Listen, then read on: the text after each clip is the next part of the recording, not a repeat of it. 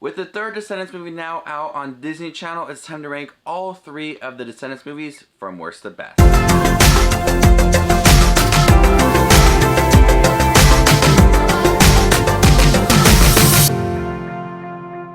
everybody, my name is Justin and I love to watch movies. If you guys love to watch movies too, you guys are in the right spot. Make sure you hit that subscribe button down below and click that bell notification so you guys don't miss any of my up and coming videos. Today we're going to be ranking all 3 of the Disney Channel original films from the Descendants franchise. So before we get into the ranking, make sure to leave your ranking down below with how you would rank all 3 of these films. So coming in at last place in number 3 is Descendants 2. I really enjoyed Descendants 2. I thought there was a really good villain with Uma. I thought she had some really good dance and music sequences. She was really fierce as well, so I really enjoyed her addition to the storyline. And I really liked how they still progressed Mal's story. She was still trying to figure out what her role is at Oradon Prep. She's still struggling with that balance between good and evil, and I really liked how they continued that story. There were some new additions to the story like Harry Hook, son of Captain Hook.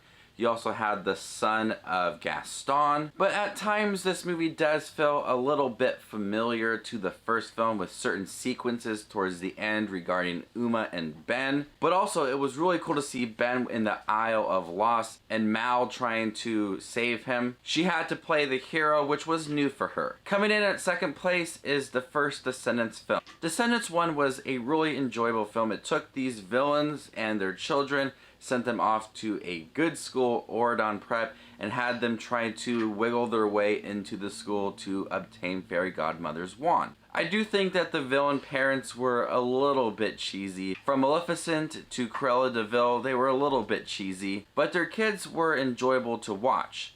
They wanted to be at Oradon Prep because they enjoyed the school, but they also wanted to please their parents. So they were trying to figure out what to do, and I thought it was a really enjoyable story. The music was very catchy, very memorable, some of the best for the series.